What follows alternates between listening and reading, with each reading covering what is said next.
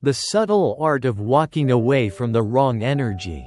There's a quiet kind of strength that often goes unnoticed in a loud world, the strength of walking away. Not in anger, not in dramatic defiance, but in calm, clear recognition that some energies are simply not meant for you. That some people, some places, some conversations, and even some versions of yourself, are draining your light, not feeding it. We live in a society that glorifies hustle, confrontation, and constant connection. We're taught to engage, to explain ourselves, to fix broken things at all costs, to stick it out, even when our soul whispers, "This isn't it." But what if real wisdom, real maturity, lies in the art of knowing when to walk away? Not with bitterness, but with grace? This isn't about giving up. It's about letting go. Letting go of what no longer aligns with your peace, your purpose, or your inner truth. And that's not easy. Because the wrong energy doesn't always come with warning signs. Sometimes, it wears a charming smile. Sometimes, it looks like comfort or familiarity. Sometimes, it even looks like love. The weight you didn't know you were carrying. Have you ever left a room, a relationship, or a situation and suddenly felt lighter? Not just emotionally, but physically, like your chest could finally expand. Like you could breathe again? That's the body's way of telling you the truth the mind couldn't articulate.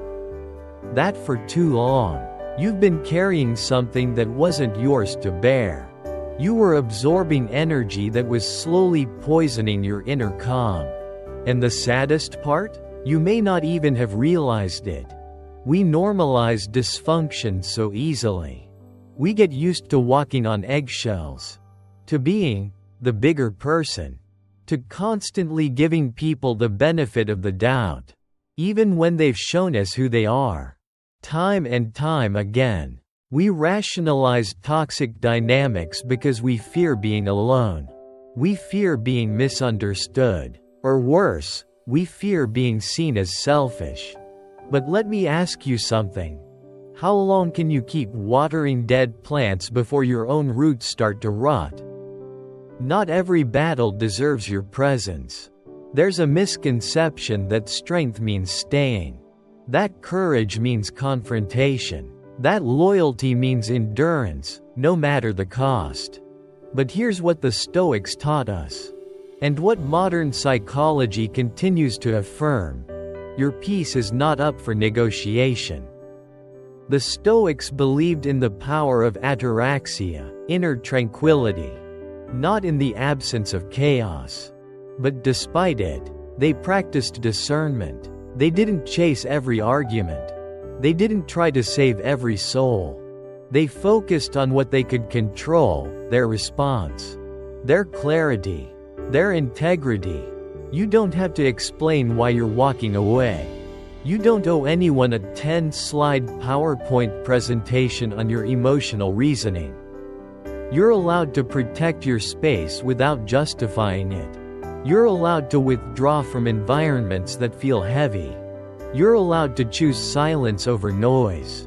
Because not every battle is yours. Not every invitation to drama requires your attendance. Not every wound is yours to heal. The illusion of obligation. A lot of people stay in the wrong energy out of guilt. Guilt taught by upbringing, by culture, by old wounds. We internalize messages like, "You can't just walk away, that's cold. They need you. But they're family." And while compassion is noble, martyrdom is not. Carrying others at the expense of yourself isn't love, it's self-abandonment. You were not born to be a dumping ground for unresolved trauma. You're not here to fix people who refuse to do the work. You can be kind, and still walk away. You can love, and still let go. In fact, sometimes the deepest love you'll ever show is the love you show yourself by finally saying no more. Energy speaks louder than words. Pay attention to how people make you feel, not just in their best moments, but in their consistent presence. Do you feel seen or small? Do you feel energized or emotionally depleted? Do you feel safe? Or do you feel like you're constantly defending yourself, explaining yourself, shrinking yourself? Energy doesn't lie, and the more attuned you become to your own emotional world, the less tolerance you'll have for environments that pull you out of alignment. This awareness isn't always pleasant. Sometimes it will cost you people you thought would be in your life forever. But clarity is worth the grief. Truth is worth the shedding. Because what you're really doing, when you walk away from the wrong energy, is making room. Making room for peace, for aligned connections, for authenticity, for self-trust, for the version of you that no longer needs to perform for love or prove your worth. The quiet power of boundaries. There's a reason boundaries feel so uncomfortable at first. Because if you grew up in spaces where your emotional needs weren't honored, boundaries feel like betrayal. They feel like rejection, not of others, but of the self-abandonment that once kept you safe. But boundaries are not walls. They're bridges, built to protect your peace and to ensure that only the right energy crosses. You don't have to scream your boundaries. You don't have to demand change. Most of the time, you simply need to act. To stop responding. To stop engaging. To stop showing up where your presence is not respected. Let your silence speak. Let your absence become your answer. This is the subtle art. It's not loud. It's not aggressive. It's not cruel. It's quiet, resolute, peaceful. It's walking away with your dignity intact. When walking away is the healing. Here's the thing most people won't tell you. Healing often begins after you walk away.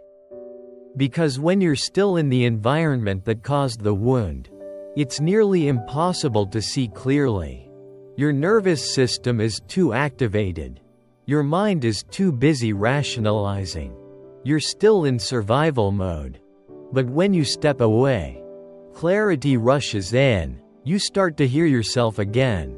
You begin to realize how much noise you had been tolerating. You see patterns. You grieve the illusion. And slowly, you come back to yourself. Not the version of you that was shaped by fear or guilt, but the version that remembers. You are not meant to live in emotional turbulence. You are not meant to dim your light to make others comfortable. You are not meant to fight for connection that leaves you wounded. Reclaiming your energy is an act of self-respect. Walking away doesn't make you heartless. It makes you honest. It's the moment you stop betraying yourself for the sake of belonging. It's the moment you realize that your energy is sacred, that your time is valuable, that your peace is not a luxury, it's a necessity. And in that realization, you stop asking for permission. You stop waiting for the apology. You stop hoping they'll change. You simply walk, not to escape, but to evolve. Because sometimes the greatest act of self-respect is to simply remove yourself from the equation and let life recalibrate around your absence. A final word for the heart that struggles to let go. If you've been carrying the weight of someone else's chaos, if you've been feeling like you're losing pieces of yourself in places that once felt safe, if you've been staying out of guilt, fear, or the hope that maybe they'll finally see you, this is your reminder. You don't need permission to protect your energy. You don't need a reason that others will understand. Your healing, your growth, your peace, they are reason enough. And if it hurts to walk away, that's okay. It's supposed to. You're not made of stone. You feel deeply, That's your gift. But don't let that gift be used against you. Feel it, honor it, and still walk forward. Because you deserve a life that feels like peace, not a performance. That's the subtle art. And once you master it, everything changes. Not because the world gets easier, but because you become wiser, more rooted, more calm, more free. And the wrong energy? It simply stops being part of your story. You've outgrown it, and that's a beautiful thing.